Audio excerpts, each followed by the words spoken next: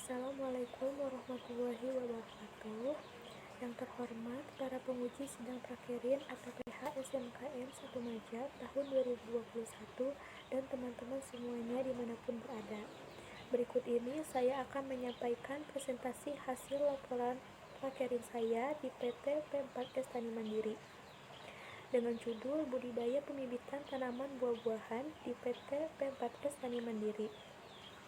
Perkenalkan, nama saya Pendausi Rahmasania dari kelas 11 PPH 3.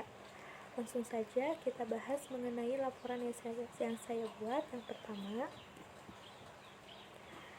pendahuluan terdiri dari latar belakang pelaksanaan prakerin, tujuan pelaksanaan prakerin, manfaat kegiatan prakerin. Kemudian latar belakang, SMK Negeri 1 Maja merupakan sekolah yang memiliki 4 kompetensi keahlian agribisnis, tanaman pangan, dan hortikultura. Setiap tahunnya selalu menyelenggarakan praktek kerja industri di berbagai institusi, baik yang sudah bekerja sama maupun yang belum bekerja sama. Dalam pelaksanaan praktek kerja industri pada bulan Desember sampai bulan Maret dan sudah termasuk dalam rencana kegiatan pembelajaran atau kurikulum Satuan Pendidikan SMK Negeri 1 Maja. Adapun pengertian PKL adalah suatu bentuk penyelenggaraan pendidikan keahlian kejuruan yang memadukan kegiatan belajar di sekolah dan kegiatan bekerja langsung di industri untuk mencapai standar kompetisi pada profesi kejuruan tertentu.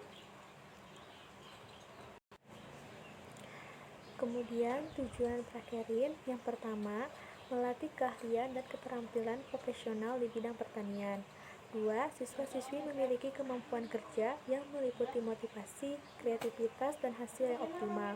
Yang ketiga, memahami masalah di lapangan. Selanjutnya, manfaat dari prakerin adalah yang pertama, meningkatkan efisiensi waktu dan tenaga dalam mendidik dan melatih tenaga kerja yang berkualitas. 2. Memberikan keahlian yang tidak diajarkan di sekolah dan didapatkan di dunia usaha atau industri. Yang ketiga, menambah keterampilan, pengetahuan, gagasan-gagasan seputar dunia usaha, serta industri yang profesional dan handal. Kemudian dilanjutkan ke bab yang kedua. Yang pertama, sejarah dari PT P4S Tani Mandiri adalah lembaga pelatihan atau pemagangan pertanian dan pedesaan yang didirikan, dimiliki dan dikelola oleh pelaku utama atau pelaku usaha di bidang pertanian secara swadaya, baik perorangan maupun berkelompok, yang memenuhi standar sebagai suatu lembaga penyelenggaraan pelatihan bagi masyarakat pertanian. P4S Tani Mandiri berdiri pada tanggal 2 Juni tahun 2004 yang cikal bakalnya adalah kelompok tani penangkar bibit tanaman buah-buahan Tani Mandiri yang beralamat di Desa Teja, Kecamatan Rajagaluh, Kabupaten Majalengka.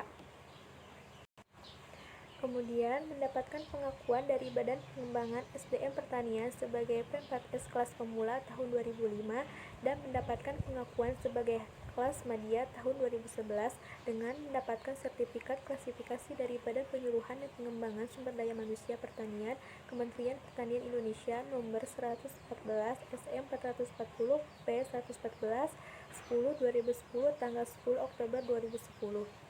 Kedua, letak geografis lokasi prakerin. Lokasi prakerin P4S atau Pusat Pelatihan Pertanian dan Pedesaan Swadaya Tani Mandiri terletak di Jalan Raya Rajagaluh Pajajar, kilometer 5, Blok Pokek, Desa Teja, Kecamatan Rajagaluh, Kabupaten Majalengka, sebelah selatan Terminal Rajagaluh. Selanjutnya, B. Visi dan misi lokasi prakerin. Yang pertama, visi, mencetak generasi muda yang wawasan agribisnis, berakhlak mulia, dan peduli terhadap lingkungan. Kedua, misi. Pertama, membangun generasi muda pertanian yang tangguh, mandiri, dan wawasan agribisnis. 2.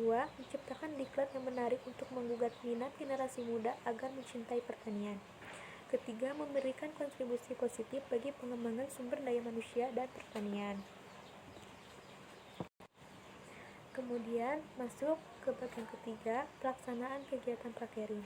Prakerin dilaksanakan pada tanggal 17 Februari 2021 sampai tanggal 19 Maret tahun 2021 yang bertempat di Jalan Raya Pajajar Rajagaluh, kilometer 5, Blok Pokek, Desa Teja, Kecamatan Rajagaluh, Kabupaten Majalengka. Kemudian, kegiatan yang dikerjakan di tempat prakerin adalah yang pertama, okulasi. Okulasi adalah salah satu cara meningkatkan mutu tumbuhan dengan cara menempel sepotong kulit pohon yang bermata tunas dari batang atas pada suatu irisan dari kulit pohon lain dari batang bawah sehingga dapat tumbuh. 2. Cangkok. Mencangkok adalah salah satu cara perkembangbiakan vegetatif buatan yang bertujuan untuk memperbanyak tanaman yang memiliki sifat yang sama dengan induknya. 3. Sambung pucuk. Sambung pucuk adalah salah satu cara perkembangbiakan tanaman yang digunakan untuk menyambung salah satu bagian tanaman ke pohon lain sehingga tumbuh menjadi satu tanaman tunggal. Yang keempat, kaki 3. Tanaman durian musangking kaki 3 adalah hasil rekayasa genetik pada durian musangking biasa berkaki 1. Kaki 3 pada bibit durian ini adalah satu buah bibit durian musangking ditopang dengan 2 batang durian lokal disambung menjadi satu. Batang atasnya diambil atau diokulasi dengan tanaman dewasa. Pilih yang berkualitas dengan rasanya yang manis, besar, dan buahnya lebat. Yang kelima, stek. Stek batang adalah memotong atau memisahkan bagian tumbuhan untuk membuat individu baru dengan cara disemaikan. Yang keenam, pemupukan. Pemupukan adalah penambahan satu atau beberapa hara tanaman atau dapat tersedia ke dalam tanah untuk mempertahankan kesuburan tanah yang ditujukan untuk mencapai hasil produksi yang tinggi. Ketujuh, penyemprotan. Melakukan penyemprotan dengan cara dan teknik yang tepat akan menghindari atau setidaknya meminimalisir kerugian seperti pemborosan keracunan pada tanaman.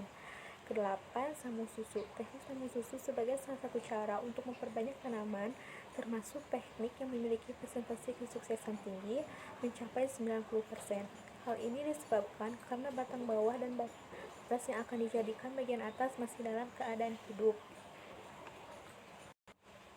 Terakhir, bab keempat penutup, kesimpulannya adalah prakerja sangat bermanfaat bagi para siswa-siswi SMK Negeri 1 Maja karena prakerja sangat banyak memberikan ilmu-ilmu yang sangat memotivasi bagi kita, siswa-siswi. Dengan begitu, siswa-siswi akan mempunyai sikap yang akan menjadi bekal dasar pengembangan diri secara berkelanjutan dan dapat mengamalkan apa yang telah diperolehnya. Kemudian, saran dari saya adalah pertama, saran untuk pihak sekolah. Sekolah hendaknya lebih diperketat kedisiplinannya dari guru maupun siswa. Jangan memberi informasi kepada siswa-siswi secara mendadak agar siswa-siswi bisa mempersiapkannya secara matang.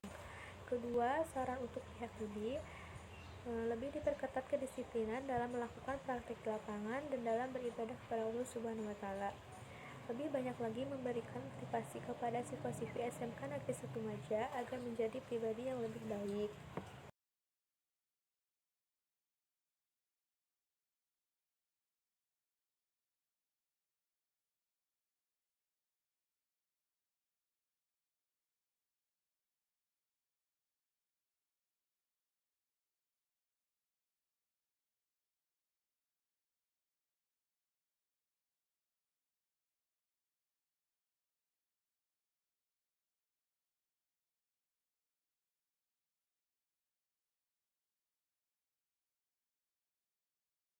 Mungkin cukup sekian video presentasi dari saya, kurang dan lebihnya mohon maafkan. Wassalamualaikum warahmatullahi wabarakatuh.